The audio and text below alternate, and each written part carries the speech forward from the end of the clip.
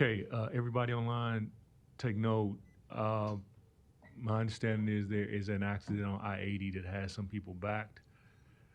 So even some presenters, few presenters we're waiting on here. So give us a little time, and as soon as some people walk in, we'll be ready to go.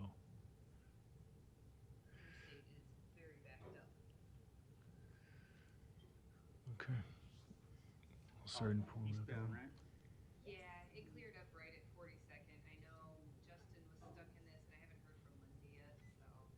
Yeah, she's in it. She's one of the texts. His is one. Who else?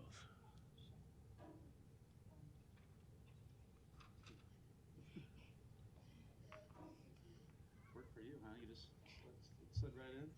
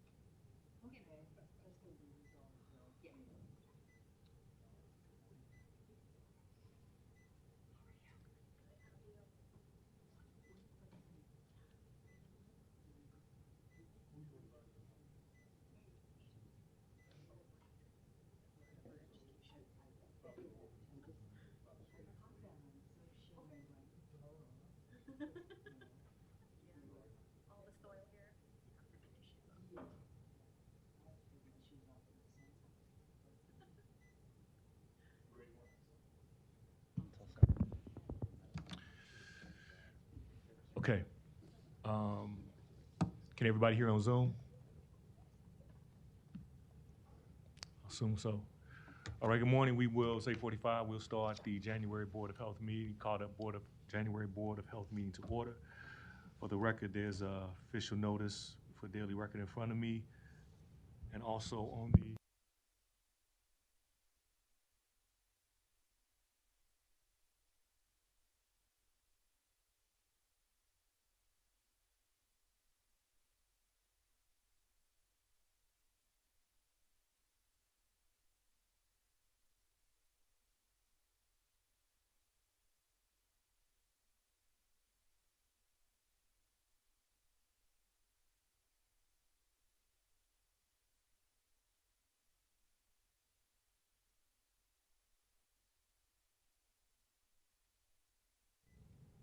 Motion approved? motion by Festus, is there a second?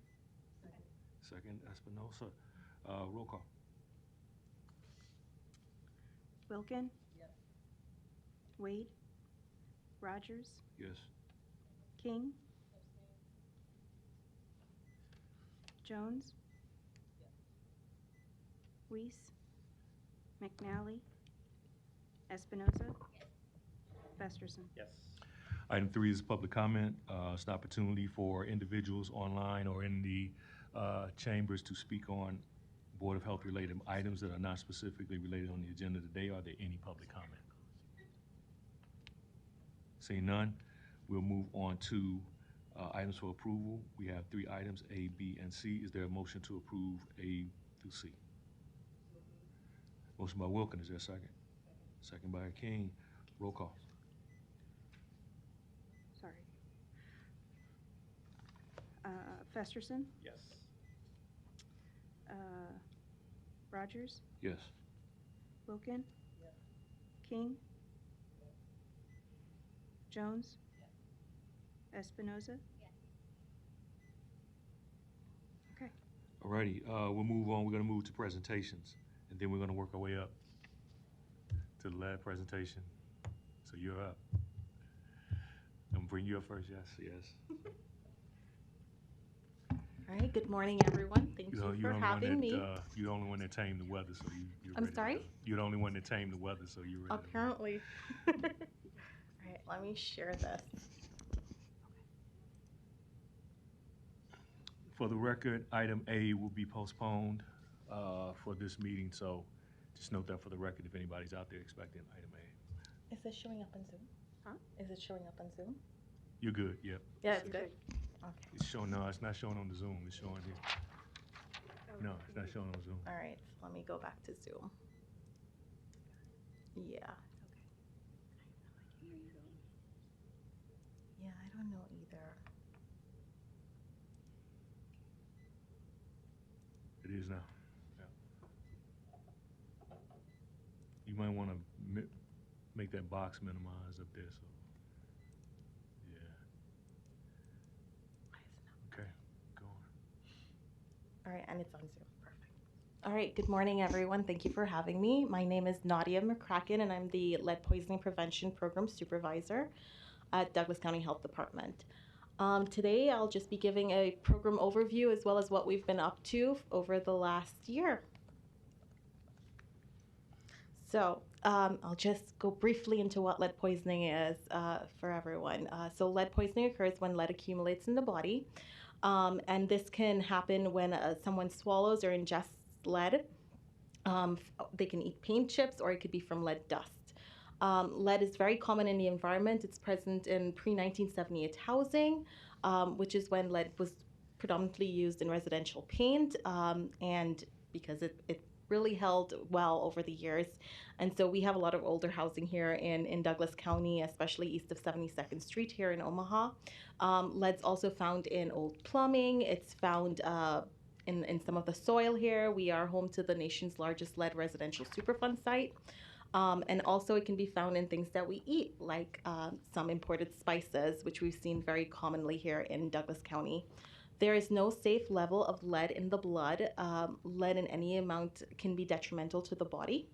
But we do have a blood lead reference value that's been set by the CDC of 3.5 micrograms per deciliter, which is basically kind of an action level for response.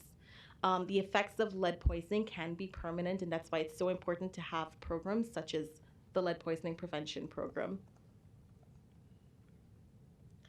So globally, 1/3 of children suffer from the effects of lead poisoning. You see this especially in Southeast Asia. According to the NIH, as many as 500,000 U.S. children, which is 2.5% of children under the age of 6, have blood lead levels at or above 5 micrograms per deciliter. In Douglas County, Nebraska, 1.75% of children screened in 2022 had confirmed blood lead levels of 3.5 micrograms per deciliter or above. And I'm giving you 2022 numbers because I'm still working on 2023. They're very preliminary. 85% of these cases that were at or above 3.5 micrograms per deciliter were from our minority populations. 34% were Asian, especially from our Indian, Afghani, Burmese, Karen communities, and up to 9%, this was up 9% from 2021. 33% are Hispanic, up 3% from 2021, and then 14% Black, down 7% from 2021. So you can see a vast majority of these cases are minority. So in terms of cost of lead exposure to individuals, to society, to the future, so lead can affect speech, your speech, so cause speech disorders, hyperactivity, learning disabilities, health problems in a child. It can lead to crime in adulthood, reduce intelligence and lower IQ scores. We see this a lot with when children take tests. There's a whole table I usually show, but I didn't show it for this presentation. And it can also lead to a multitude of behavioral disorders. In terms of the cost to a child's future, it can lead to societal problems, criminal record, lack of employment, learning difficulties, academic failure. A lot of times children who are exposed to lead can have a hyperactivity or other behavioral issues, and so it leads to socialization problems as well.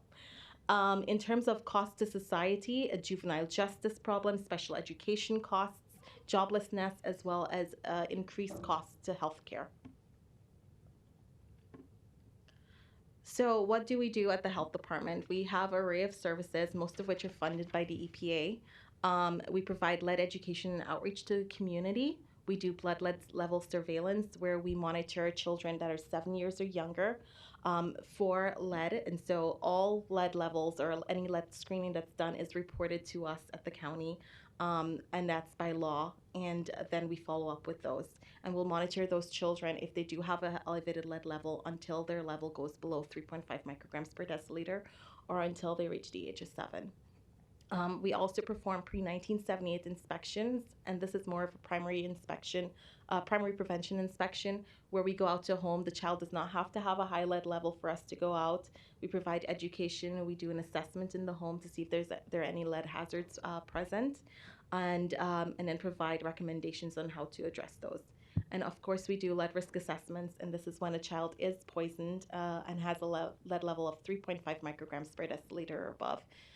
We'll have a lead risk assessor go into the home, assess the home for hazards, whether it be lead-based paint or if the child's eating soil that's been contaminated, or if they're ingesting spices that may have been contaminated or other food items as well. And then we also do clearance inspections for owner-occupied dwellings. In addition to those, we have our interior lead dust program, which is basically a follow-up from soil remediation that's been done here in Omaha within the Superfund site. And so the soil remediation would have been done by the city or the EPA. We provide lead education, dust web sampling. We also provide free HEPA vacuums. And recently, we've been approved to provide 10 additional replacement bags for the vacuums, which has been a really great feat for us. So in terms of funding, as I mentioned, the program is actually fully funded by the EPA for 10 individuals. This cooperative agreement was renewed in October of 2022, and it will go through September of 2029. We received about $12.6 million to fund the program and activities associated with it. We also received some dollars from NDEE, so Nebraska Department of Environment and Energy, and that's the WIN grant, where it's water infrastructure, where we coordinate lead testing for water in childcare facilities as well as schools. And recently, the state actually has been approved to help with replacing fixtures, plumbing fixtures associated with high lead levels in the water at dwellings, which is great. And this grant is going to be renewed annually. Our current one was renewed in October, and it will go through September 30th, 2024. So in terms of staffing, as I mentioned, we have 10 members on our team. We have 4 lead risk assessors, 2 of whom speak Spanish, 2 lead program specialists, one bilingual in English and Spanish, and the other in Nepali and Spanish, and in English. Community health educator, community health worker to basically help with a lot of the outreach that we do within our program, as well as my position as supervisor, and then we also have a secretary. So in terms of 2023, what we've done, there were 16,887 children that were screened here in Douglas County. We completed 260 lead risk assessments, as well as 99 home visits here within our community. We also, and the home visits, I want to mention, those were where the vacuum was provided to residents that have had their soil cleaned up for lead. We reached out to 13,683 individuals within our community to educate about lead poisoning prevention at 179 events. So we've been very busy last year.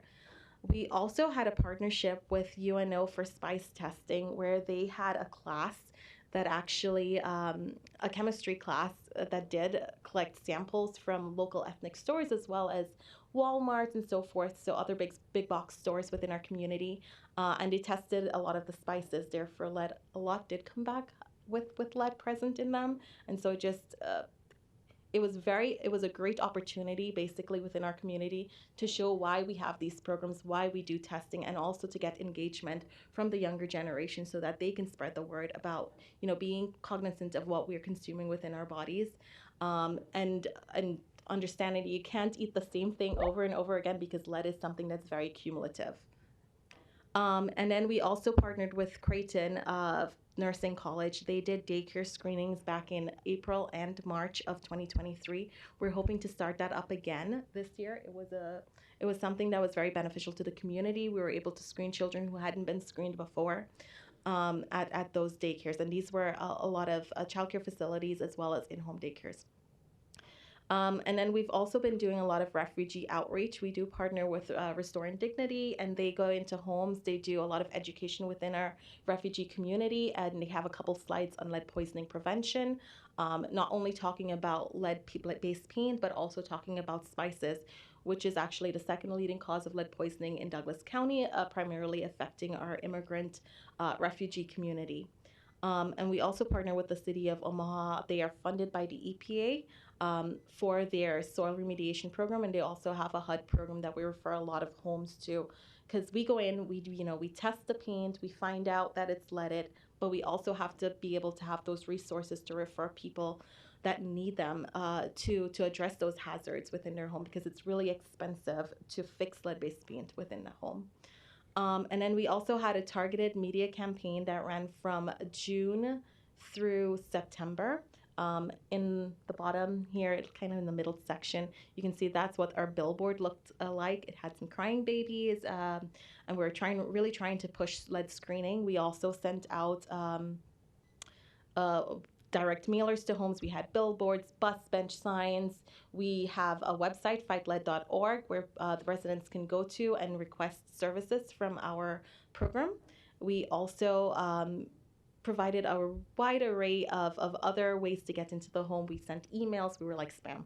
We sent emails to raise awareness about our program. We did get quite a bit of feedback from the community, and so we saw an increased number in our home visits, which were down, and so we had gotten a lot more interest, which was really, really great for us. We are going to be continuing that media campaign, and I'll talk a little bit about that a little later. So in terms of blood lead screening, as I mentioned, there were 16,887 children screened. Of those, we had 309 that tested above 3.5 micrograms per deciliter. And those are both incident and prevalent cases. There were 226 incident cases, which were our new cases. But of the prevalent cases, we saw that 62 or 20.1% were at or above 9.5 micrograms per deciliter, which are our more high-risk ones. We try to go out immediately to those homes to provide education as well as doing an assessment. And then we had 42.4% that were at 5 to 9.4 micrograms per deciliter, and 116 or 37.5% that were below 5 micrograms per deciliter. We had 2 cases that did require hospitalization because the lead levels were very high. There were barriers that were associated with it, and so we're very grateful that we do have staffing available to speak different languages and communicate. These 2 cases were very difficult because they did not speak a dialect that we had easy access to, and so the hospital as well had a very hard time with communicating to the parents. And both of these cases actually were within a month of each other, which, so the first case we had, the parent really didn't understand what was going on. So then we had the second case, and that we were able to communicate a little better with that parent, and then she was able to speak with the other parent and to connect with those resources. So we're really grateful for the communication, and staff really went above and beyond, working with the hospital staff and communicating with the social worker and so forth to help lower those lead levels within those children. In terms of cases that we closed in 2023, we closed 114 of our prevalent cases, which is really, really great. And then we had 503 suspected cases. And these are cases where we don't have any follow-up in terms of there was no venous confirmation done, whether it's lack of transportation or parents aren't able to get off, or maybe they don't think that it's a big deal. So we sent out follow-up letters and testing vouchers. We've been getting some calls regarding those. And we sent those letters out on the 3rd of January. So we're still getting some calls back from those. So in terms of the screening that DCHD pays for, we actually do screenings at our 4 WIC locations within the county. We had 1,345 tests conducted at those 4 locations. With Nebraska Methodist College, 678 children were screened at Head Start, early learning centers, as well as other OPS locations within the community, and they do their testing, a bulk of it, within the fall. We also started doing screenings within our immunization clinic. We screened 27 children. We started this late. It started in October, actually, on Halloween. And so we're going to continue doing that and hopefully expand that in this year. And then we also, as I mentioned, the daycare screenings, we had 47 children screened at 4 daycares within Omaha. So looking at screenings over the last 24 years, since the Superfund site was created, we can see that screenings have definitely increased, but they did drop after the pandemic, and they're still not where we expect them to be. So we're going to continue, as I mentioned, that advertising campaign, reaching out to clinicians, making sure that they're doing screenings. We've had a few bumps in the road in terms of lead care kits that we use at point of care devices, so the lead care lead 2 analyzer. Those were not available, and we've had a few recalls. We even had one this year that affected some of the results. And so we're working on improving access to screenings. The WIC clinics actually started up screening in July, so they didn't get to screen as many children as we would have liked to see.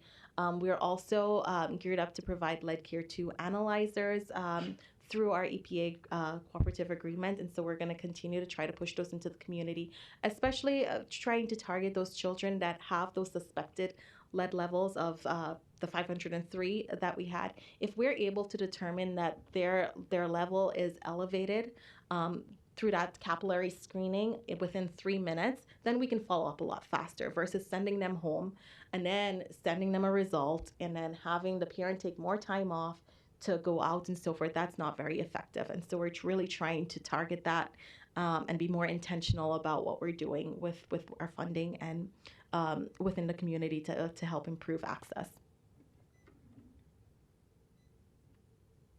So in terms of distribution of screening, a lot of the screening is done within these yellow highlighted zip codes.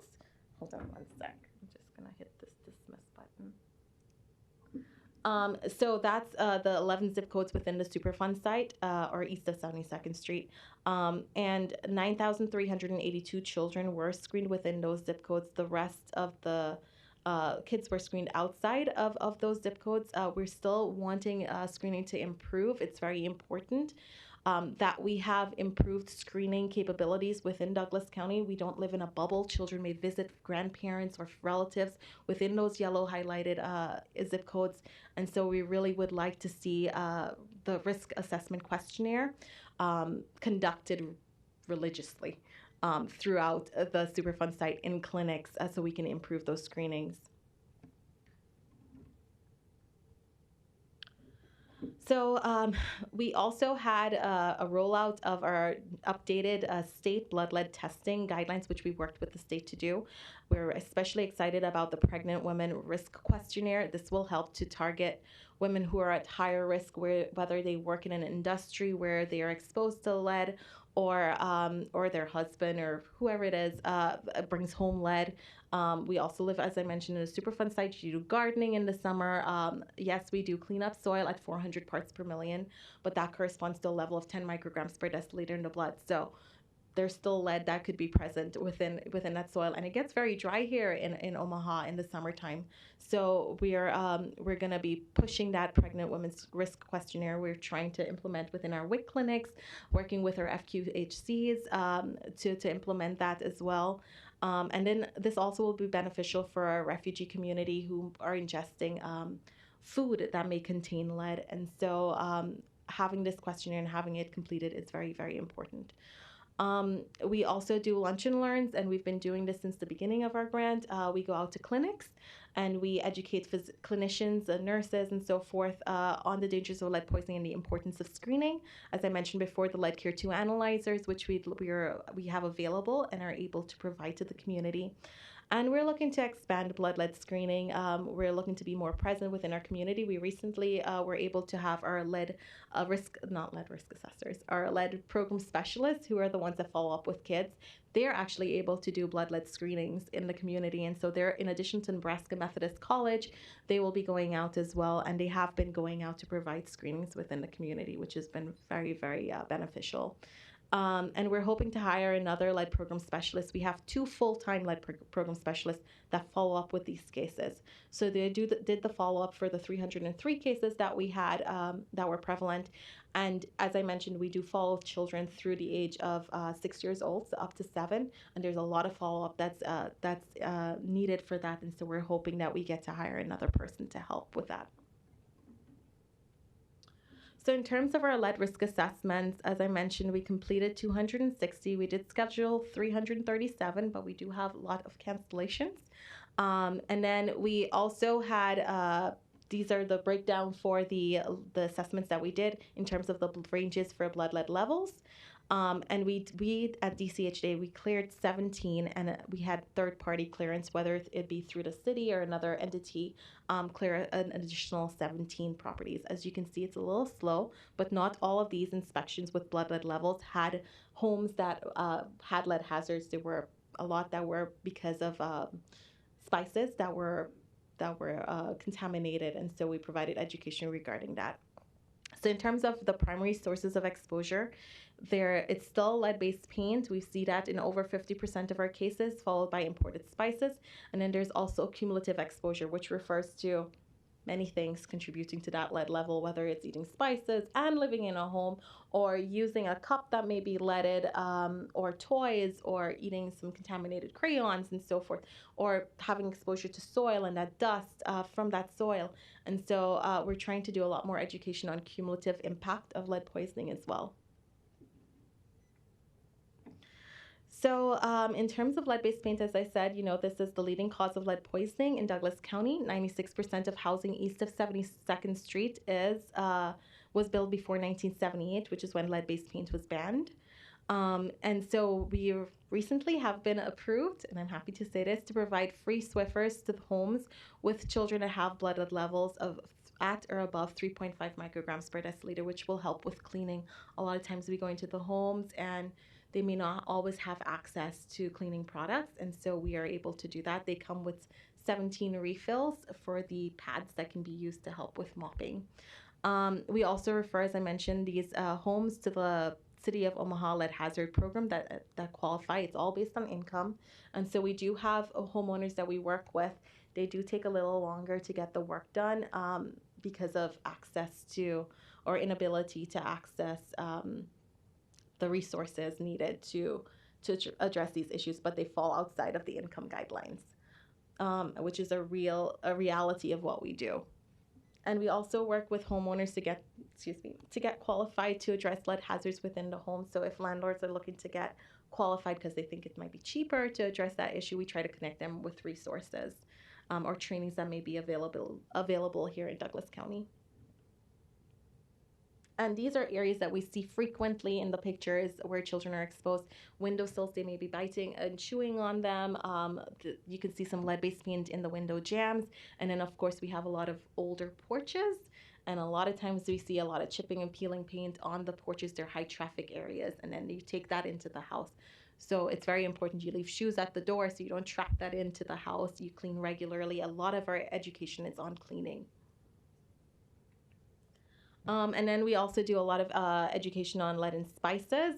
So we began testing spices back in 2016. Any spice that's above 0.1 parts per million is considered a high-risk spice, and we don't recommend consumption, especially for children, since they absorb lead 4 to 5 times faster than you or I would as an adult. Between 2018 and 2022, we tested 426 samples of spices. And then we had 286 come back above that 0.1 parts per million. A lot of the spices were from India, Afghanistan, Nepal, Burma, Pakistan, among other countries from Southeast Asia. And so a lot of our education went towards that. But there were some that were bought at local ethnic grocers here, 63 samples. We had one that was over 600 parts per million. That was bought here. And then in terms of what we see, we do have a brochure that we created to avoid lead exposure from spices, and we've shared these with our food inspectors to help distribute within our community, and we're trying to do a lot more education with the actual owners of stores, and that's something that we'll be putting a lot more resources towards this year. And then we also have this little video that's been playing here that we share on social media talking about exposure to imported spices as well. Spices that we see coming back more often with high lead levels are turmeric, which has been touted as something that is really beneficial for your health, and it is. But if a lot of times it's contaminated with lead, and I don't know, you probably have turmeric, yes. So you probably have seen some. I don't know if you've seen it in the news, but so in Bangladesh they were adding lead chromate to turmeric to give it that bright color to make it more appealing to the consumer. And so the manufacturers were doing that, and they were asking like the farmers to do it as well. And recently, I believe they passed regulations, they implemented regulations to address that issue. So it is something that's known within the spice community and among manufacturers, and they are trying to address it, but we still have the issue. So we tell people a lot of times, make sure to go to consumer products online. You can go to the review, to Google to see, what spices are okay to take or to consume. Also supplements. We do some education on supplements because there is there's turmeric supplements that people take. And you can go online and you can find out which ones are safer as well. So through our testing, we have become aware of the increasing reality that some spices are leaded more than others. So we tell people, just be careful. The ones that you get outside of the country and you bring into the country might be will more than likely have more lead than the ones you buy at a big box store here. And then also making sure you're not consuming the same thing every single day. Change up the food that you're eating so you're not using the same spices all the time, since lead accumulates. So in terms of that cumulative exposure that I spoke about earlier, these are other sources of lead poisoning. We see a lot of times soil can be leaded. There's a Mexican bean pot here that we found at a home recently that was leaded, and we provided education regarding that. There are 2 brass cups that you can see, those gold-looking ones, the brass cups. Those were also found at a home. The child was eating snacks in there, drinking water, and it was leaded. There's also a pressure cooker that's very ornate, that's used primarily by our Afghani community, and it can be leaded. And so when you cook in it, then that lead leaches into your food, and you may be exposed that way. Then there's lead in chocolate, dark chocolate especially, depending on where you're getting it. And so you just have to be a little careful about that as well. I know this is just not great. And recently there was an article about lead in hot chocolate. You can eat. Just be careful and Google. Google is your friend, and so you're able to see what's out there. And we have posted quite a bit of this on our website as well. And then you may have heard about the lead in applesauce contamination recently that took place, I believe, at the end of October. And so these 3 products here were recalled by the FDA, and there was an investigation that took place because there were quite a few children that were exposed to lead there. It came from the cinnamon that was added to the applesauce, so again, spices. However, I do want to say we do a lot of education as well about heavy metals in baby food, so lead in baby food, because not only is there lead, but there could be chromium, because for lead chromate, and there are also associations with cancer risk, higher cancer risk associated with that lead chromate. And then I'm not sure if you know, but recently MUD has been approved, and they are working to replace the leaded service lines. They're moving on to water. And so we do have a pamphlet on our website about lead in drinking water, and just making sure you are aware of it. If you live in an older home, you also can go to MUD's website and you can type in your address. There's a map that they've created, and you can see if there's a leaded service line. They are, I think, trying to replace about 1,500 service lines within the Omaha area, but they're about 12,000 or a little bit more than that present within Omaha. So please contact your utility, so MUD in this case, and they'll be able to let you know, if it is leaded. They can test water as well. But these are just some of the things that we've seen. So what does the future look for us? We will continue to work on our partnerships. The City of Omaha has been really a really great partner for us. We continue to work with our universities here within the community, building partnerships within our refugee community, our North Omaha and South Omaha community to address lead poisoning and decrease those lead levels within those communities, especially 68111. We do see a lot of our high lead levels there. The home ownership rates are quite low within that community, and we do have, as a reality, slumlords present within those areas. And so a lot of education, people will tell you that, oh, there's no lead in my house, and the house was built in early 1900s or late 1800s. And so we do get sometimes our work questioned by homeowners as well. And then improved ordinances. We do have a ordinance here in Omaha that if there is a child that's exposed to lead within a home, then they can have then we can have the landlord address that issue. There is a 30-day notice within that ordinance for the issue to be addressed, but we've had several issues with implementation of this. It is time consuming, so we are hoping that we can work in the future to improve that ordinance, to have a registry where pre-1978 housing has to be inspected for lead hazards. Going forward, there are quite a few cities across the United States that have implemented those such ordinances within their communities, and they are working. So we know they're working. If we can have something like that and a fine associated with it if people are not complying with it, that's written into the ordinance, so we have more teeth into something. So we're going to work on that, hiring additional staff to meet our demand, like hiring the additional lead program specialists, and then continuing our targeted media campaign. We did receive very good feedback. We saw an increase in service requests, but we would like to start that earlier this year, and so we're hoping we can start in the spring to raise more awareness about lead, in the home and other lead issues within the community. So that's something that will be ongoing, and we do have funding for media campaigns through the end of our grant. So it'll be an annual thing that we'll be doing. And that's it. Any questions? Nadia? Yes. What's the current requirement for healthcare professionals to perform blood level testing on children under the age of 5? There is no universal screening here in Douglas County. What we do have is with Medicaid, if there are children up to at 12 and 24 months, they can do screenings, and that's per a requirement. If a child's enrolled in Head Start, then that's also mandatory to have a lead screening done. But there is no universal mandatory screening here in Nebraska or in Douglas County. We have recommendations for screenings, strong recommendations for screening children living within the 12 zip codes that were highlighted on my map. But there is no mandatory thing. I know in the past we were pursuing that. However, it fell through and it was not approved. I was thinking that this was a standard across the country.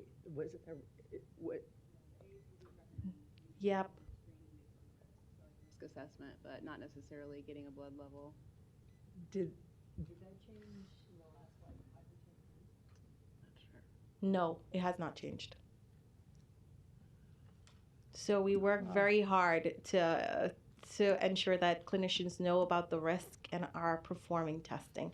And it has been a challenge, a huge challenge, which we'll continue to try to improve. Any other questions? Yes. Yes. Thank you for your presentation. You killed my dreams about dark chocolate. Sorry. There are safer sources. All these has great chocolate. Okay, good to know. Hopefully none of the ones I've been eating is high in lead.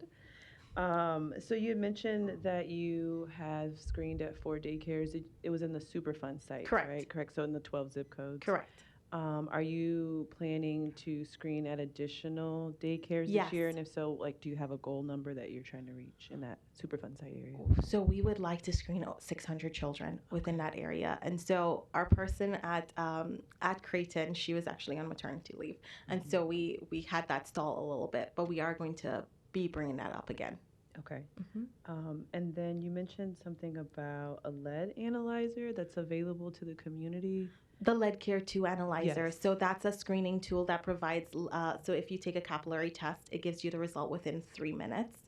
And that helps with follow-up. So we are trying to provide those to our community. We've reached out to hospital locations, clinic locations like the CHI University campus and so forth, and working with those to provide that point of care device to improve their access, but also working within the community. We did do something at Girls Inc., but we haven't gotten any other feedback about it, but we are going to continue trying to reach out. Okay. Is there a cost to that analyzer? It's free. Oh. We will provide the analyzer. The kits, there is a cost for the kits. Yeah. And those run about $320 per kit, and there are 48 tests within those kits. But that would be the cost, and you can charge insurance for that if you have access. But no, we would not be paying for that. But the lead, the machines will be free, and they're $2,000 per machine. Okay. Okay. Oh yeah, that's so, good. Yeah. Okay. Sorry, Celine. 2 more questions, Yeah, and then I'm go done. ahead. I promise. You had mentioned that the lead program specialist could come out and do screenings in the community. Yes, and we've been doing that. Yeah. And so how does a community partner organization request that? So you can contact us. I don't have my information here, but you can go on our website or call our program number, which is 402-444-7825. And then we can arrange that screening within the community. We are present at health fairs and so forth and other outreach events. We did one at St. Cecilia's recently. They had a Karenni community event, and we did screenings there. We've done it at Project Intentional. They had something in December that we were present at as well. Yeah. Yeah. Okay, perfect. Last question. Yes. You mentioned that you provide Swiffers Yes. for free to community residents, which is awesome.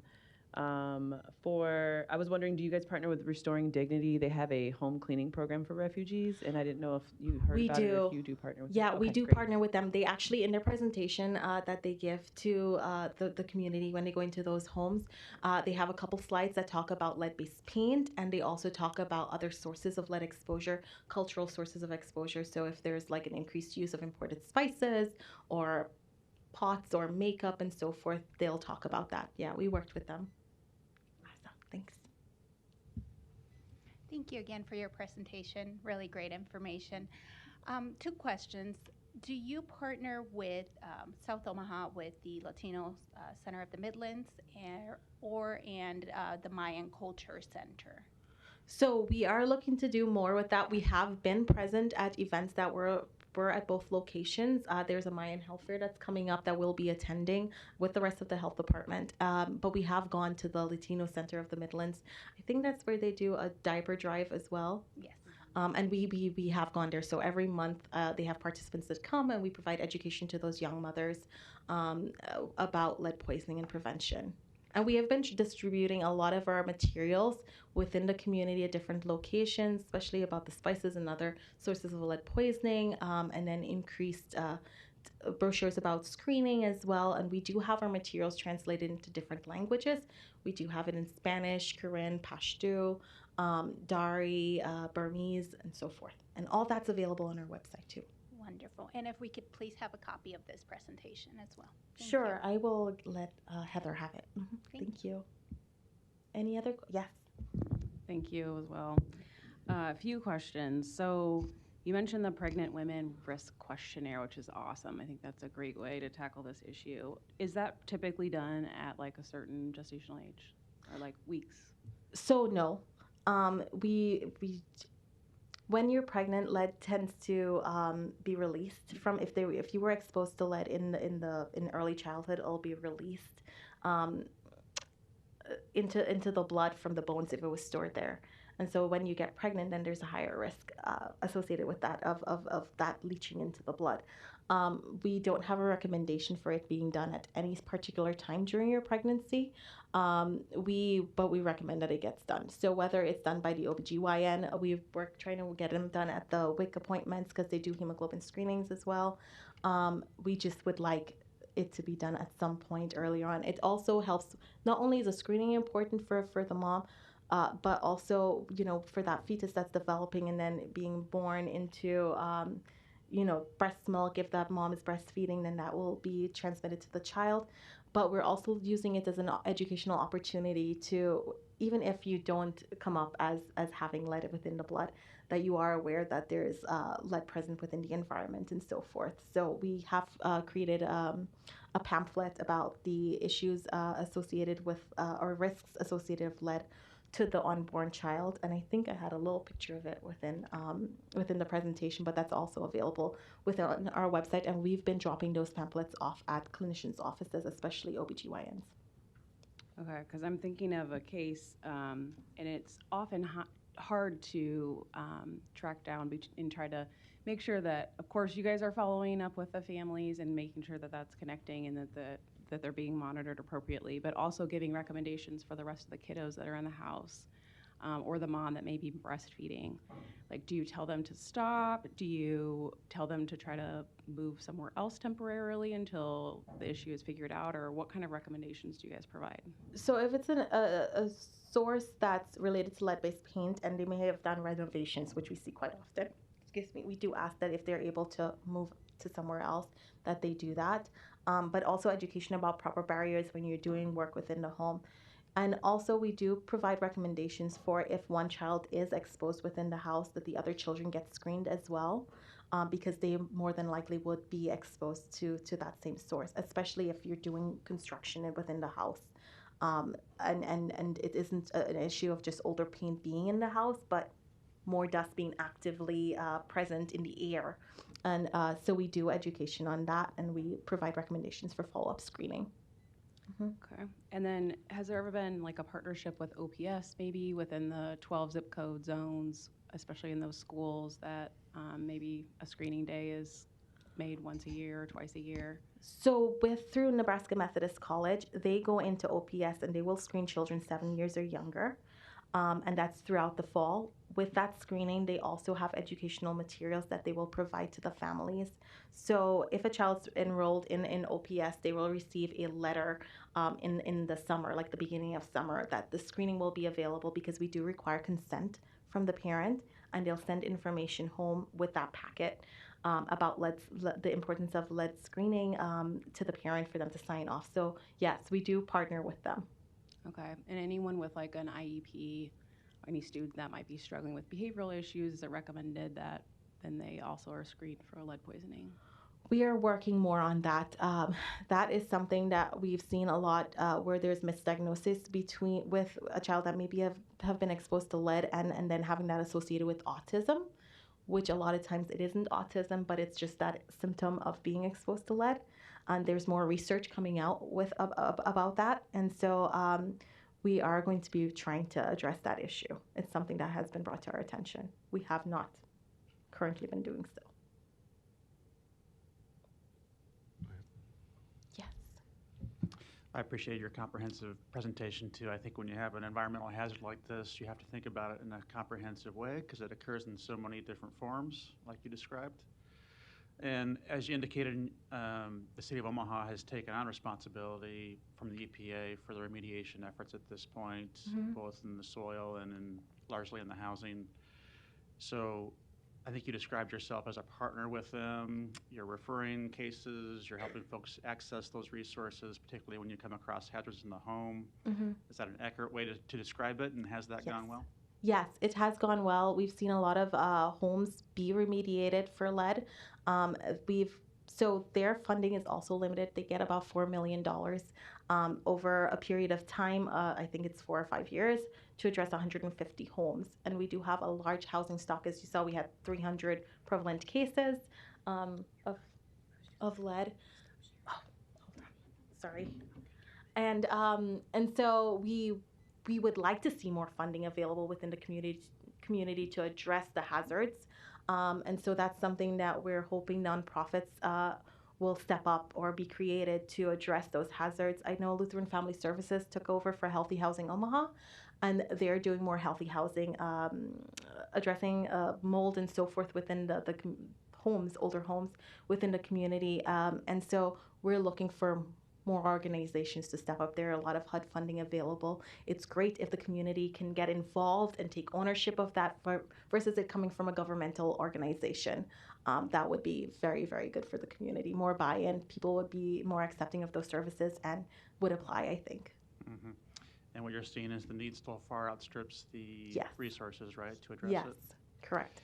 You did show also a graph, though, that would indicate, I think, that it's a massive undertaking with the Superfund site that we had and the soil issues we had and now the home issues we have.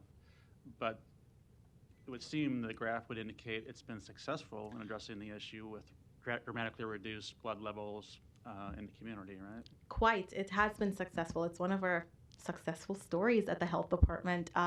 Screening has gone up with the funding that we have received from the EPA. We've been able to be more present within the community, inform people about screening opportunities. And so, yes, it has definitely benefited our community, but there's still work to be done.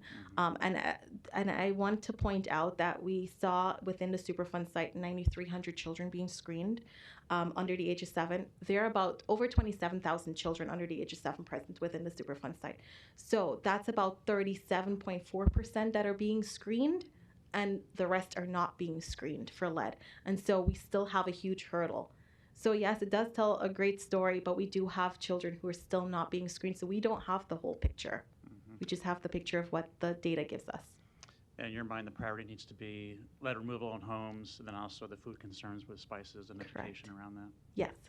And then I appreciate you also highlighting the lead service line issue with MUD. That's also a major concern in this area. Thousands of homes that are potentially impacted by that. So I do think it's important we get the word out on that program. Yes, and we do have that information on our website as well, and we provide the information to homeowners when we go out to their home to let them know that, you know, it may be leaded. Contact MUD, find out if it is. Prior to this occurring with MUD and their approval for the lead service lines replacement, we would refer families for the free testing that MUD did, so that families would be aware of if there was a leaded service line or some component within their home that was leaded, so that they were aware, you know, if they needed to run their water for a certain amount of time to clear that line, to decrease exposure as well, because it's expensive to replace plumbing. It is. I think it's a financial barrier to most people in that situation. I Exactly. think. And do you know if resources have been identified to help folks address that? Not within the homes, in the childcare facilities as well as the schools. The state, if the lead level is above 1 parts per million, I believe they will not parts per billion. Sorry, they will go in and they have funds, and it's a rebate program basically where you foot the cost up front and then they will reimburse you for it. That's also a little bit of a barrier because not everyone has the money up front to actually get the service done and then wait for the reimbursement. But that's what we currently have. Thank you. You're welcome. Nadia, let me go back to Dr. Jones' question. So I'm curious, so who brought the IEP-led autism things to I'm s- you all, the question she asked about the IEP's lead, and you tied it to the lead, the misinterpretation of autism? Who brought that to our attention? Who bought?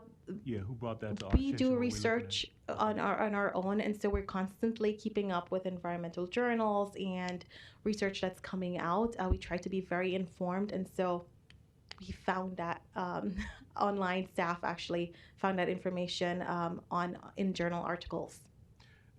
Are you preparing to give that to the school boards or somebody or school districts?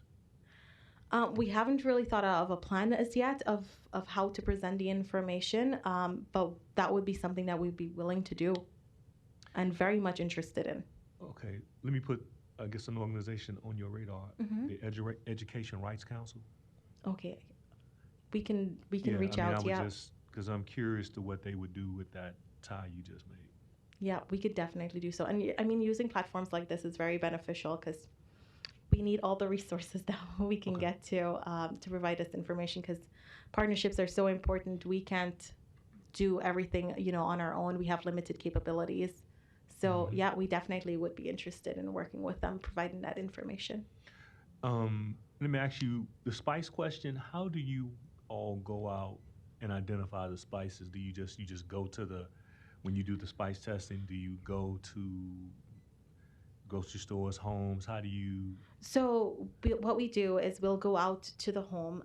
We have a questionnaire, a medical questionnaire that we go through, kind of identifying exposure sources. We ask them, you know, do you use imported spices? Do you buy from local ethnic stores? And then they say yes, and we're like, okay, show us these spices that you're using, and then we take those and we test them.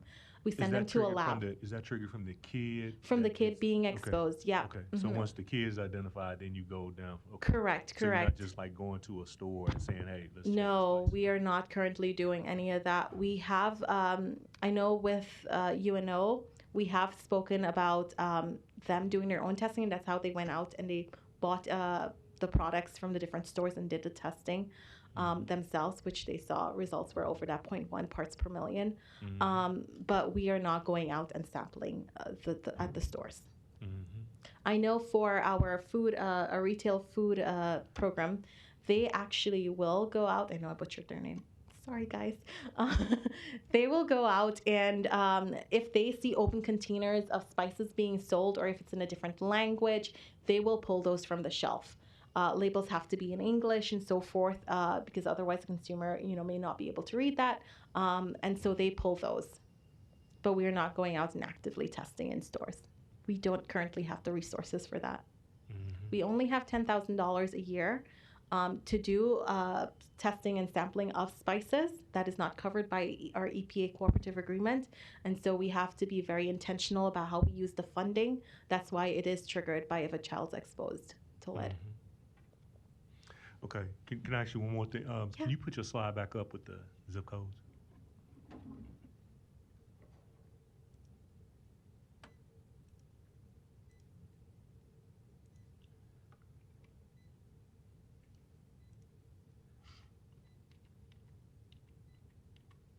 Yes. All right, so I'm seeing that your stat of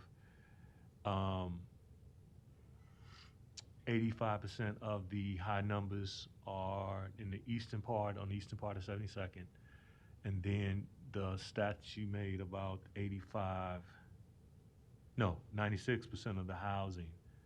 East of 72nd Street. Yeah, Mm-hmm. 85% of, and I'm thinking if I wrote this down right, is it 85% of the people testing positive are minorities?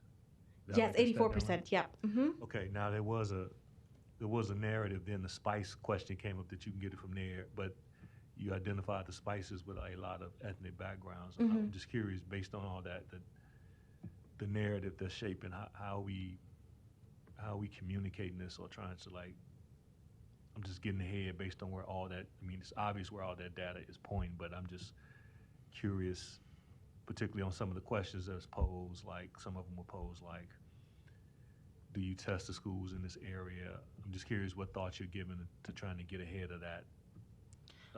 So addressing lead-based paint within older Yeah, because all the buildings. stats are pointing certain places. I'm just curious where your thought process is with some of that, because I know some of the questions talked about, testing the schools in that area. I'm just curious how we're thinking about.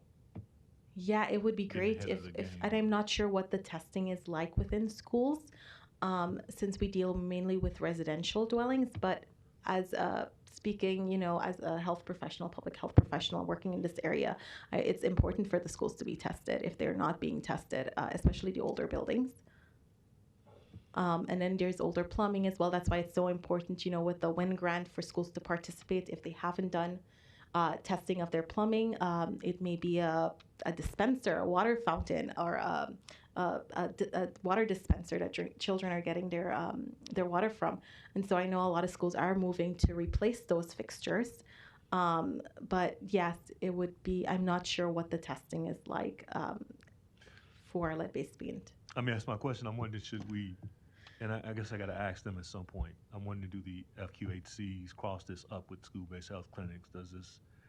Could that help you identify what some of them are doing, or are we tied up like that to where, I don't know what they're doing if they are, but I'll have to ask some of them, but I'm just wondering if there's a way to get up front ahead of this earlier, since there's no mandatory testing on anything. All the data last year and this year pointing straight to the same place. I'm just wondering, it's telling you where it's at. I'm wondering how do you. It is telling you where it's at. If you know the age of a house, it was built before 1978. There's a high likelihood that there's lead-based paint present within that structure if it hasn't been upkeep throughout the years, and so I think that's very indicative of where we need to look. I'm just curious. Do you have? Is that local power? Do you have that type power through ordinance to put some parameters on something? I'm not sure. I'm going to have to look into it. Okay, just curious. And especially in those in-home daycares as well, that has been an issue for us, identifying those, making sure that, because there is no lead testing that I'm aware of that's being done within older in-home daycares, and there could very well be lead-based paint present. Again, we don't know unless we are called out because a child is exposed to lead. They're not necessarily calling us saying, hey, we would like our dwelling to be inspected. And so that's why it's important for the ordinance that I mentioned about the rental units and so forth. If we can have pre-1978 units that are having businesses operate within them to be inspected. And then also the larger thing is the resources to help to address that. It's expensive. Okay. It seems like any kind of effort that's made within the school system should actually encompass probably all elementary age kids because of the pandemic, and that so many kids were lost to follow-up during that Yeah. time. So Yes. not just trying to capture people under 7, but actually doing all of elementary school. Yep. All right, thanks, Nadia. It's Thank you. very informative. Thank you. We'll stay with the presentations and before we go back to the Environmental Health Division update. Please.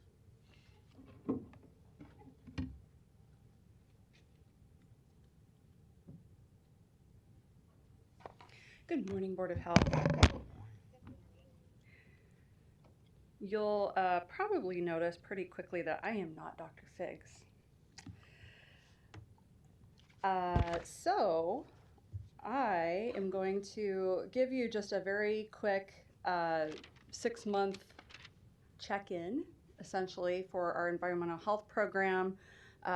Last year, the board had requested that we check in with our divisions a couple times a year. So you heard from Dr. Figs back in, I think it was June. And so it was just that time for them to kind of roll around again. My presentation will probably not be as in-depth as Dr. Figs's was, but hopefully you still get a good idea of what's happening within this program, and I'll also give you an update on what we're doing in terms of the chief position there. I'll get this all set up for you here.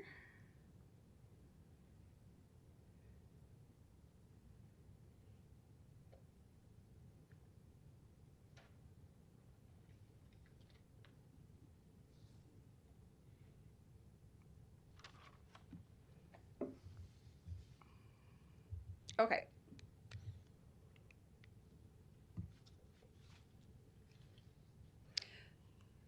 So this is just a quick program overview for those of you who may have forgotten what all our environmental health program does within Douglas County Health Department. We do air quality monitoring. That's both for indoor and outdoor air quality issues. So indoor, we're primarily looking at issues related to mold. Outdoors, there is a whole range of different pollutants that we are able to monitor for through our 6 air monitors that are placed around town. If you're ever interested in knowing what's happening with air quality, you can go to our webpage at Douglas County Air Quality, and you can actually look and see kind of what's happening in terms of pollution within our community. Right now it's pretty quiet. However, when spring rolls around and the burns start happening down in Kansas, I'm sure that will change. We also do sanitation. So our sanitarians go out and do inspections for residential and retail pools. They take on sanitation complaints. So, sometimes you may see waste of varying kinds in a neighborhood or in an industrial area. If somebody lodges a complaint, our sanitarians can go out and inspect that. They also do permits for non-dog, non-cat, and non-mini pig domestic animals and bees. Pest complaints, so we get lots and lots of calls, around things like mice and other types of pests that might be in multi-unit housing areas. And they also do some work around wastewater inspections, around on-site water sanitation and sewage and those sorts of setups. They're able to go out and do some inspection there. And then we have our food safety and compliance, which also has been known in the past as retail food. So food safety and compliance is basically our food inspection program. And we have a team of inspectors who have territories around town who are able to go out and inspect all of the almost 3,000 restaurants, food vendors, food trucks, temporary events that we have here in Douglas County. These are just a few of the things that we've seen happen in the last 6 months with our environmental health program. First, I wanted to brag just a little bit on food safety and compliance. they have been able to achieve and maintain less than 1% overdue food establishment inspections. That is actually a huge deal and virtually unheard of.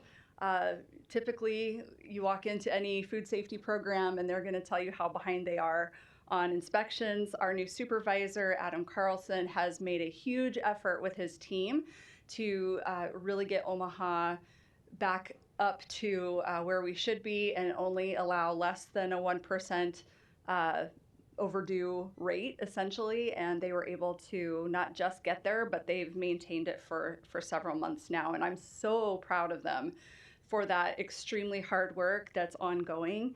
It's such a cool thing to be able to say that and know that we are one of the safest communities really to eat out because our food inspectors are so on the ball with getting their inspections completed. We also made progress on updating Chapter 11 of the city ordinance, which we like to call the food code here in Omaha. And this is basically the roles and responsibilities that our food establishments, food and drink establishments are responsible to carry out and keep going. So all of those requirements that they have to have in place to prepare foods and drinks safely within our community. Chapter 11 has been due for an update for quite some time, and our food safety and compliance team worked very hard to basically rewrite that entire code, and it is now sitting with the city attorney's office, who also has been working with our food safety and compliance team to make sure that it is ready to go and present hopefully soon to the community and to City Council for potential passage.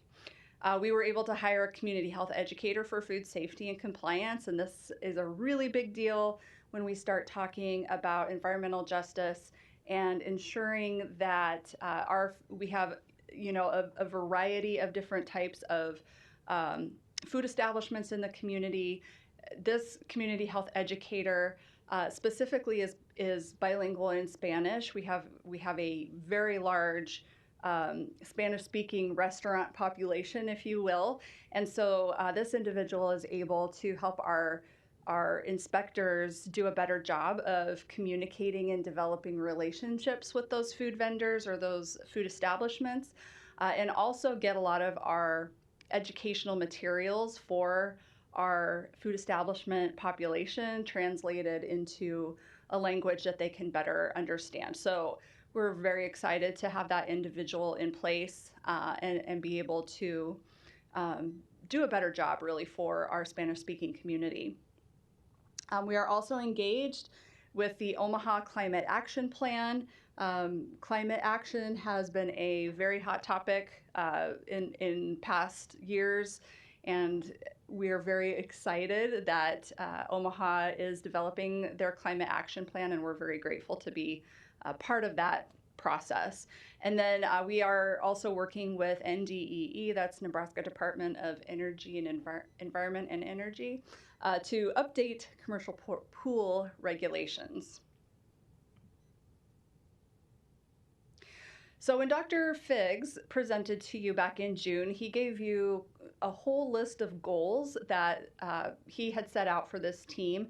I wanted to give you just a quick update of what those goals were and then talk a little bit about the progress that we've seen there. So really the goals were around improving and developing staff leadership skills, developing policies, procedures, and protocols, and really making sure that the way we carry out our business in environmental health is standardized from inspector to inspector and from employee to employee. He really wanted to see the ability for us to flexibly collect data. Policy development is a huge area for our environmental health teams. Increasing staff awareness of the legislative and legal processes, diversify information access, and then assuring overall, really the biggest goal is to make sure that we are achieving environmental justice to the extent that we can. And some of the outcomes that we have seen from those goals include, first of all, our environmental health staff have really stood out as leaders in our accreditation process. They jumped in to lead domain teams and to work on domain teams. And our supervisor of air quality and sanitation, Russ Hayden, really kind of has stood out as someone who has championed our accreditation cause and has done a whole lot of work. And his teams have kind of followed suit with that. And so we're so proud of the example that they have set for others in the department. They have been extremely busy updating and writing policies, procedures, and SOPs, and uploading to a software package that we purchased called Navex. And basically what Navex does is it's kind of a repository for these types of documents, and you can set up essentially a very automated process for review, for editing, and you can make sure then that those things are happening on a regular basis and someone's not having to like track a spreadsheet, to figure out, what policies are due for updating. This system just does it for you once you set that. So it's extremely useful, and environmental health has been, again, one of the earlier adopters in using that system. So we're loving seeing that. We are in the process of implementing new food inspection software. So we were able to purchase software called Inspect2Go. I think Adam probably talked a little bit about that to you last month.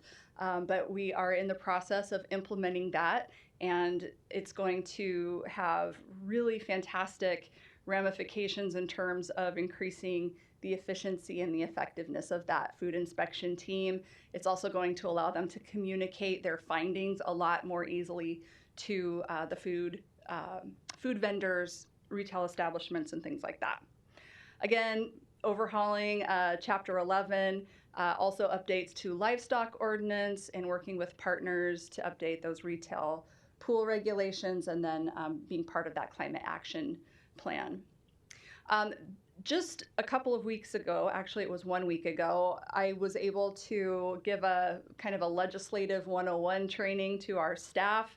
Of course, our environmental health staff were part of that, and some of their staff were the very first ones to reach out after that presentation and say, how can we be involved? They provide subject matter expertise and opinions to me on different legislation that's out there right now. Specifically, there's a bill that is a carryover from last year around the REHS certification requirements. There's a cottage food bill that would allow people to essentially prepare certain foods at home and sell them. So it wouldn't be in a restaurant type or a food vendor type of environment where those foods were prepared. There's a bedbug bill that was introduced this session, and there are at times some other bills that might kind of touch environmental health that we would want to have some input on. And so they have been fantastic at getting back to me quickly and efficiently on those sorts of things. We continue to keep our website up to date so that the public has good information. So I talked a little bit about that Air Quality Now link, and then there's also actually our environmental health website is pretty well built in terms of what's out there on it, and there's also the ability to see kind of what the last food inspection results are for really any restaurant that you might want to go to, so you can go out there and click and see how they did. And then I wanted to also just mention that our environmental health team really was, I would say, the team that engaged earliest with our health equity program, and brought Jamin and his team in to really look at the work that they're doing and their processes, and kind of how they just carry out business from day to day to make sure that we were incorporating a health equity lens and ensuring that we're, always thinking about what we can do better to achieve environmental justice. So extremely proud of the work that this team is doing and continues to do. So, what is next for this team? So, first of all, Dr. Larry Figgs did retire in November of 2023, and the position for environmental health chief just closed not too long ago. And so we are in the process right now of getting interviews scheduled.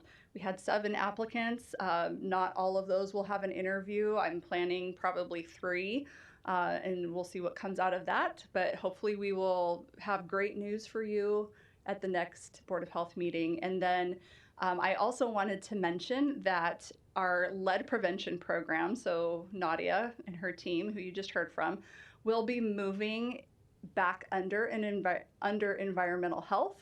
That actually is where it has lived traditionally, and there were things that happened prior to me being here that resulted in environmental health being placed in a different division. But we're going to go ahead after sitting down and talking to the lead prevention program and seeing, what their opinion was about where they made the most sense. We decided that we will be moving them back under environmental health, since they are really an environmental health program that is also working towards environmental justice. What's that? So it was sitting under the EPI and preparedness division. Okay. That is all I have for our division update. Do you have any questions today? I'd just say I appreciate the update there, and also the participation in the city's climate change action plan. And as you know, there's ongoing stakeholder committee meetings happening right now, but I'd also let folks know that we soon expect to have large public open houses mid-February, so stay tuned to that. That's wonderful. And encourage people to get involved. Absolutely, and we are thrilled, really, to be able to engage in that process, too. Question. Do you have a seat on that, or you all just stand in touch? You all have a seat on the? We do. Oh, okay. We do. Who's the person? Russ Hayden typically is the one. I have the meetings on my calendar and will go as I'm able to. Okay. Question. Just curious, thank you for the presentation. Back to the climate action plan, are you aware that MAPA is also working on a regional one that's supplementing the cities and involved in that process? We do, Okay, yes. great. Also engaging in that. Okay. You want to go ahead to your director's report? Sure. And I'll try to make it sort of fast. Okay. So in terms of director's report updates for the department itself, we have made lots of progress in terms of the building updates that I've been giving you over the past few months. As you know, we were able to get space from GA kind of behind where our office already was, and we are now moving our staff into that space and utilizing it. And so we're so excited about that. It's been a long time coming. The beautiful thing about doing that is that we have been able to kind of be strategic and hopefully open up a little bit of space for some of our other programs who we need to expand, environmental health being one of those. So we're pretty excited about that. We and the other organizations in our building kind of went in together and pooled to get a new camera system. That's up and running. It's very cool, very fantastic. I think it's going to really do a lot in terms of safety for our building, and also, assuring our staff that we are able to keep an eye on what's happening both in our hallways and out in the area surrounding the health department. So that's all up and running now. We just got an awning on our back door, which made our staff really, really excited, because oftentimes they were having to stand outside in the rain or the snow or whatever the weather was, trying to scan into the building, and this will protect them. So finally that's up. It should have been done probably years ago, and we're very happy to report that now it's there. What door is that, the lower level east side? Yeah, I think that's the east side. I gotta look at the secretaries. I am directionally challenged, so yes, it's basically that door that goes out It looks to. out the field club? What's that? It looks out the field, okay, all right. Yeah, that's correct. So that parking lot that lines the trail, basically, that's down kind of close to the trail, it's the door that the people who park there come in. So things are going well in terms of the building. In terms of other updates, we did an after action review of our rabies response. So if you think back a few months, you'll remember the kitten that had the raccoon rabies variant, and we kind of initiated a huge response around that. We did an AAR, and part of that was reaching out to the partners with whom we worked during that response to get their feedback about what we did well, what we could do better, things like that. And we were floored and very excited about the feedback that we got. And I just wanted to read you some of the comments that we got from our local, state, and especially federal partners through that AAR process. So one of our questions was, what, if anything, did Douglas County Health Department do well to prepare the community for a public health emergency response? And they said, timely announcements, DCHD was outstanding in every way. They were responsive, open to ideas, provided frequent and accurate communication to the public and fellow agencies during the response. Excellent communication, excellent collaboration, and leveraging expertise without competition or drawing lines in the sand. Welcoming all manner of SMEs to the table through timely meetings and communication to help reach out to the public and media, leading by example. Quick action, answered questions to the public, kept their cool. Douglas County Health Department responded quickly and brought the needed partners together for a coordinated response. Great coordination, collaboration, and communication. Facilitated rapid public-focused communication through multiple mediums, focused on transparency and frequent communication to address the evolving situation, amazing hosts, open and transparent communication, fostering environment for public health solutions, community involvement from the top down, access to community groups, most importantly, served as a base of operations for most federal groups.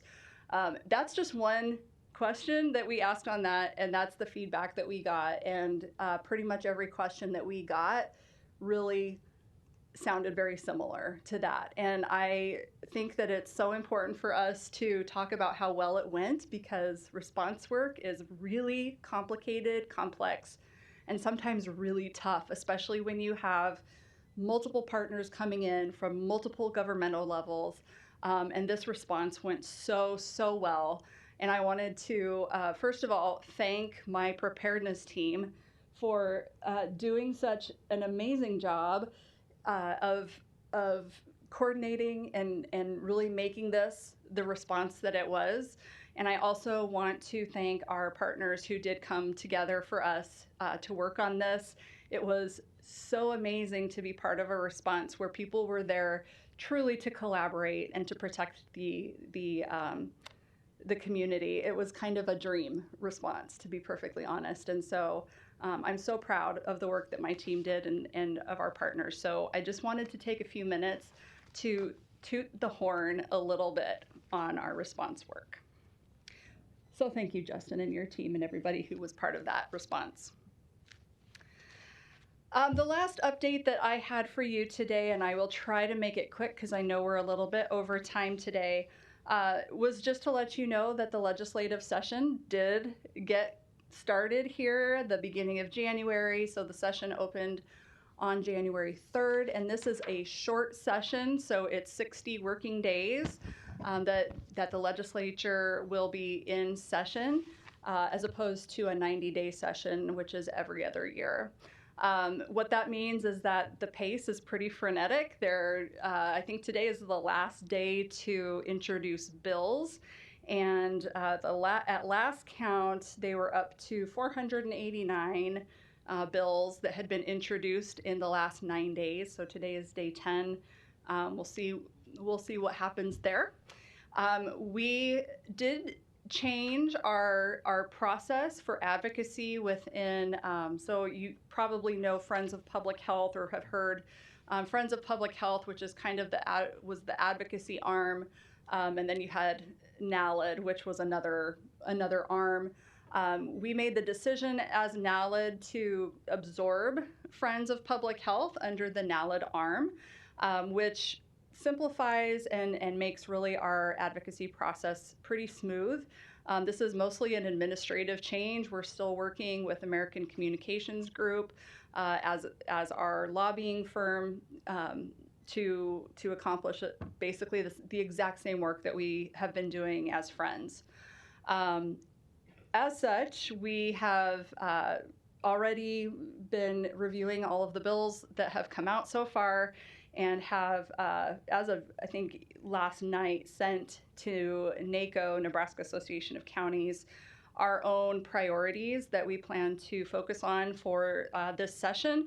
And those include priority 1, which is home visitation. There are 3 bills specifically that we're watching there. It's LB 115, LB 1124, and LB 1125. Say that again. LB 115,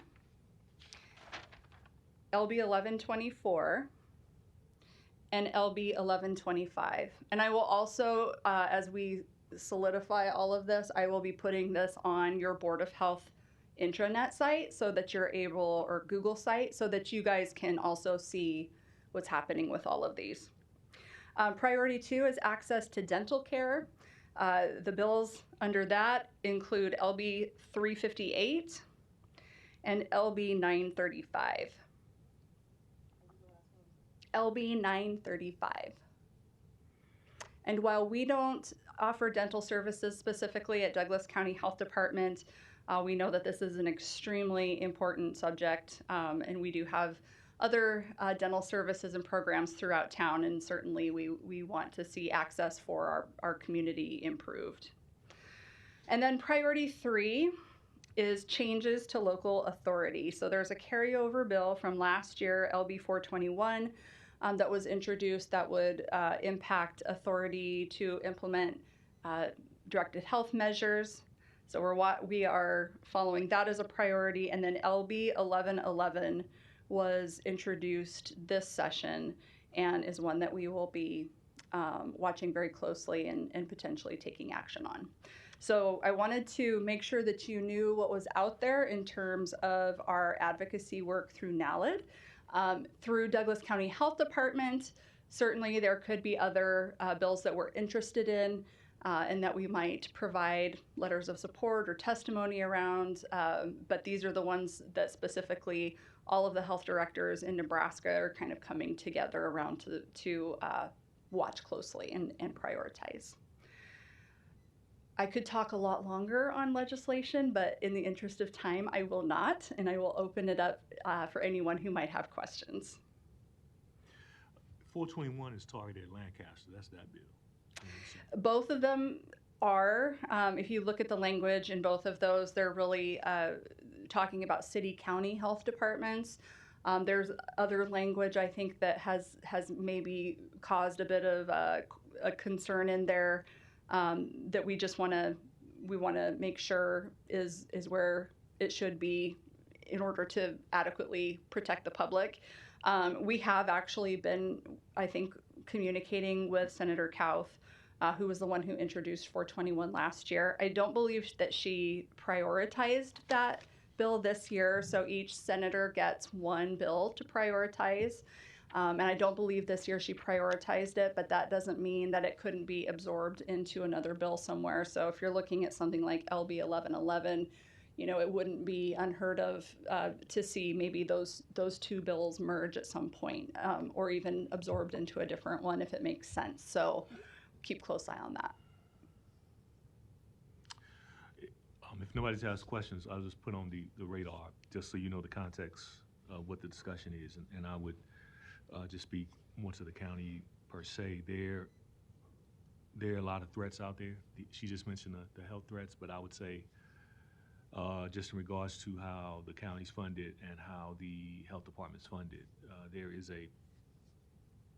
revenue source called the inheritance tax that's probably under threat, and for just the board to know how that goes. If there's the inheritance tax is taxed onto, anybody that inherits certain revenue. There's probably less than a 1% number of people that actually get that tax. The big piece of it really, I think, is farmers complaining about taxing of land when it transfers, but what it will have from the county, particularly here, is if you get into a situation where evaluation numbers are low, you kind of draw on that as kind of a reserve to balance the budget. Right. And that's been how it's been used. If that's gone, that's going to put departments in a very big stress. Yes. And so the other piece is probably not just the county, but probably this proposed 3% lid limit on all local governments.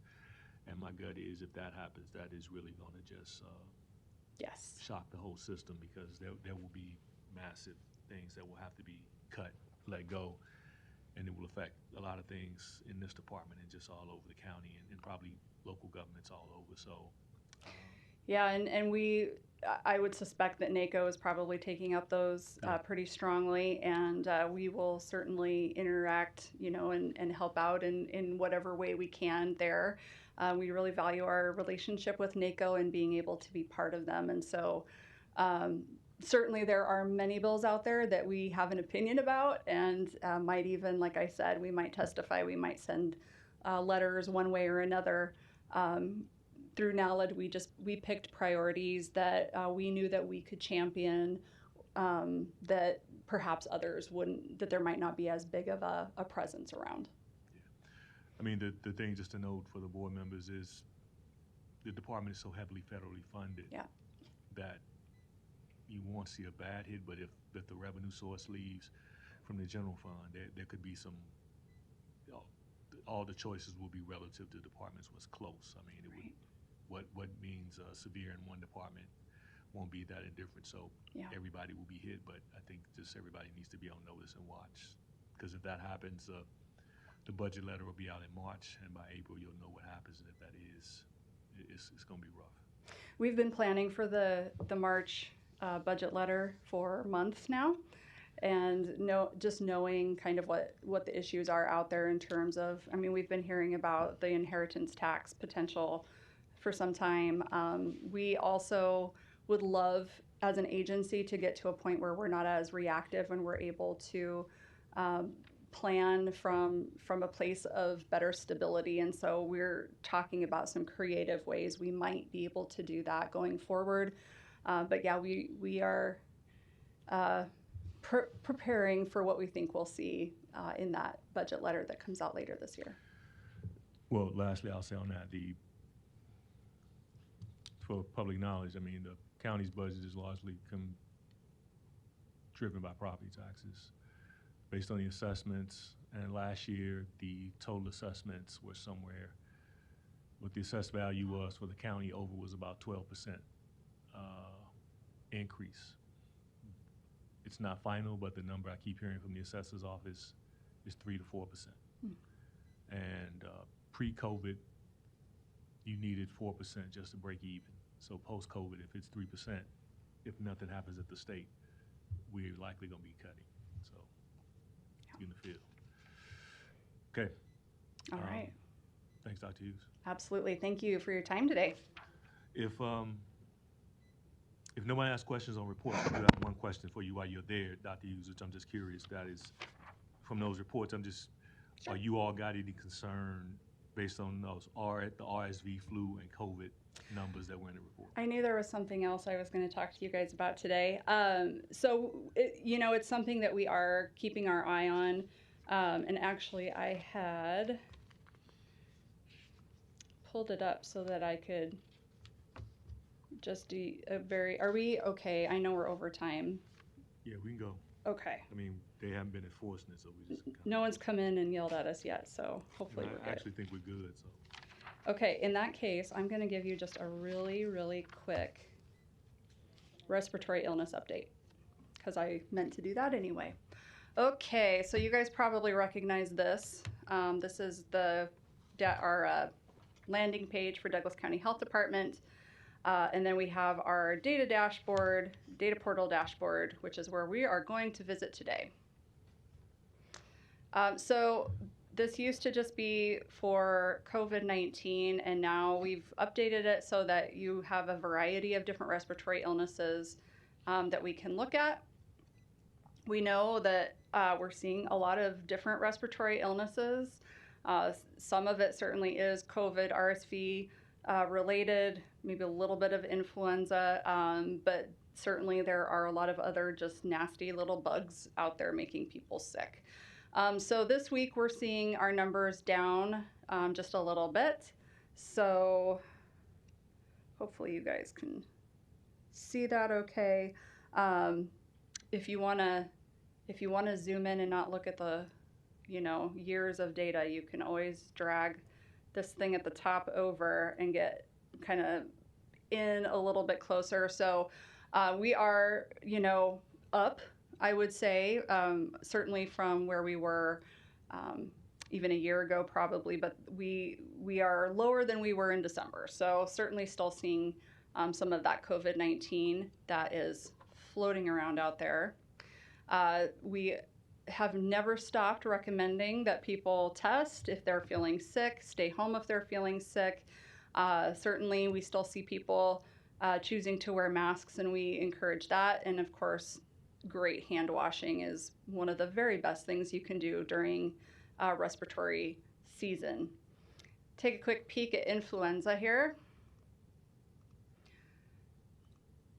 So low is actually up just a little bit from where it has been. So we've been in kind of the minimal activity, and now we're in low. So still not seeing a ton of activity, but it has increased just a little bit. So that is not unexpected for this time of year.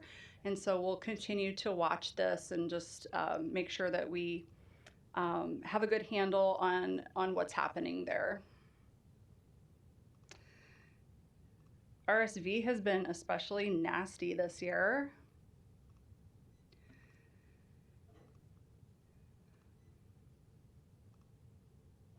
We'll see if the circle of death will let us in here. I'm going to close some of these others.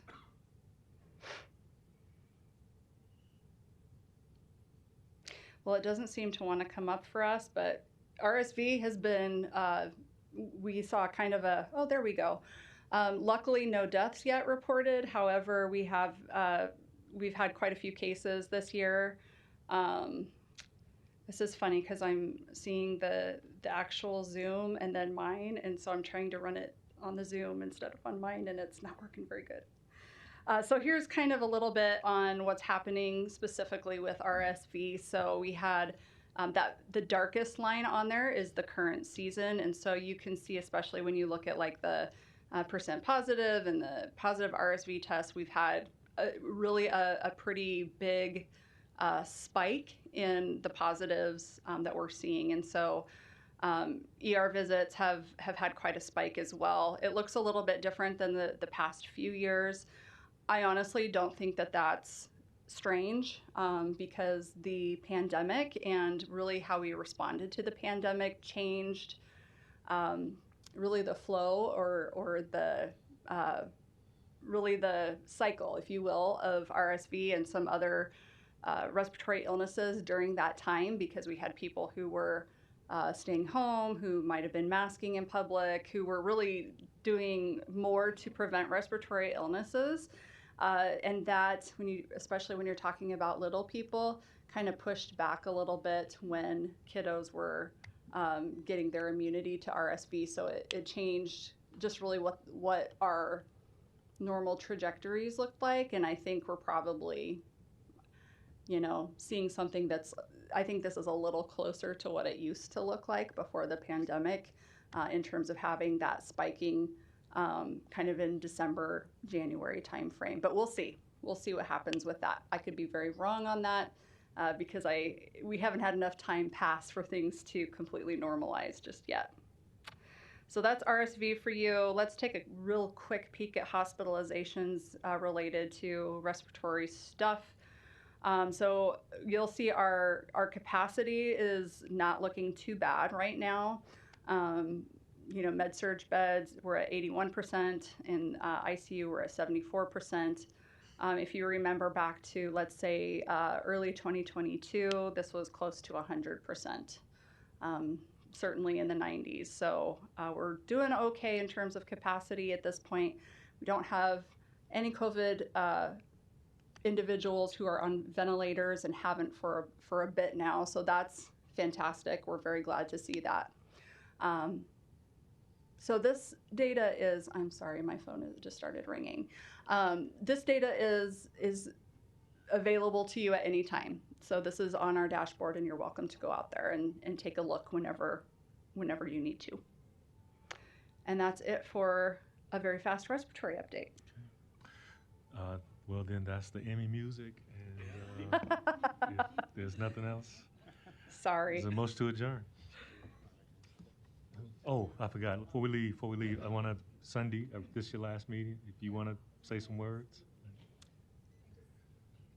Gotta go to the microphone.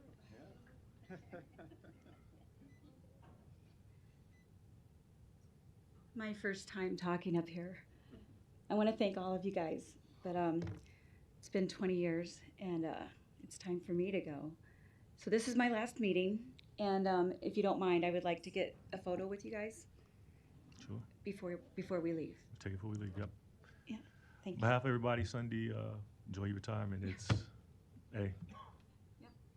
Thank you for your service. Thank you. Appreciate it. It's the motion to adjourn.